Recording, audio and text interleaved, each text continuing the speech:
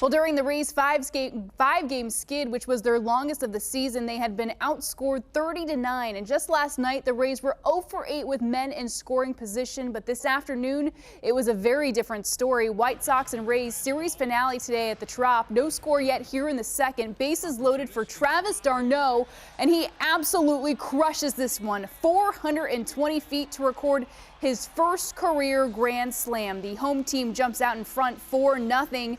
The Rays had their Cy Young Award winner on the mound, Blake Snell, with an impressive outing. He gets Ryan Cordell to go down swinging here in the fifth. Snell pitched 6 frames, allowed just 3 hits, and struck out 10. He has a 1.64 ERA over his last 4 starts.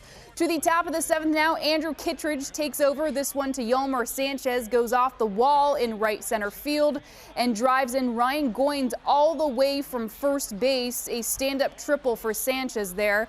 White Sox on the board for 1. Next batter up, Adam Engel with the roller to short, and that brings home Sanchez. 4-2 Rays still with the lead. Top of the 9th, 2 outs. Adam Kolarek, he gets Sanchez to pop it up, and Joey Wendell makes the grab to end the game here. The Rays snapped their 5-game losing streak and beat the White Sox 4-2. Here is Kevin Cash on the single at-bat that won them the game. Yeah, it was huge. We needed it. I mean, we really needed it because there wasn't much after that. But, you know, Travis has been swinging a pretty hot bat for us. He's come up with some big home runs here as of late. That was a really big one. And, you know, just kind of relaxed the dugout a little bit that we put a crooked number up there rather than missed opportunities.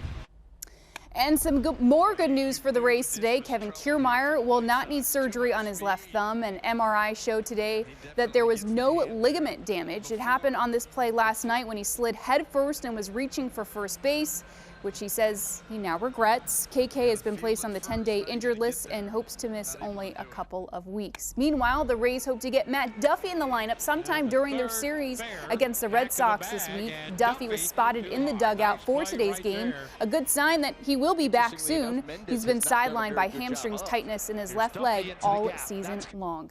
Well, 6 new members were enshrined into the Baseball Hall of Fame today in Cooperstown, New York. One of them was the late Roy Halladay, who died almost 2 years ago when his plane crashed into the Gulf of Mexico. Today, his widow, Brandy, stood in front of a crowd to give an emotional tribute to her late husband. I think Roy would rather be remembered by who he was, not what he did on the ball field. The kind of brother who left cash in his pockets when he asked his sister to help with laundry, telling her she could keep whatever she found. I did the same thing. I kept what I found too.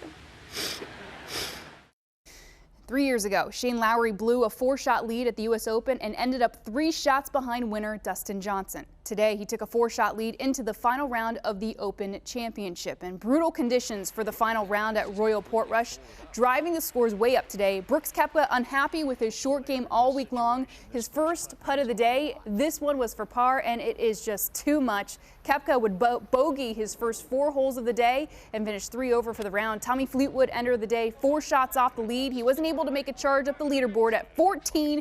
Hits it into the hillside from the bunker. He double bogeyed there and was also 3 over for the day. At number 18, Lowry with his approach shot, and he lands it on in the fringe. He walks toward the hole with arms wide open. The Irishman would then tap in the ball for par at 18 to win his first major title, and of course, that claret jug. And there were not a lot of red numbers today. Lowry beat runner-up Fleetwood by 6 shots. Tony Finau finished 7 under par for the week, while Lee Westwood and Koepka were both 6 under par. Here's Lowry after the round with his new piece of hardware. It's not going to sink in for a couple of days, is it? It's just incredible to be sitting here with that trophy in front of me. I mean, like, look at the names on it. It's just, yeah, I just can't believe. Like I said at the ball walking down 18, I just couldn't believe that it was me. You know, I couldn't believe it was happening. And the weather was a different story in New Hampshire today. It was hot enough to set record-setting temperatures at the track for today's Monster Energy Series race. 5 laps to go. Denny Hamlin is tailing Kevin Harvick here for first place. It would be a tight battle the rest of the way through. Final lap to go. Harvick and Hamlin side by side. Hamlin goes up trying to make a pass. He makes a little bit of contact with Harvick on turn 4, but Harvick gets out of there alive and holds off Hamlin for his first victory of the season.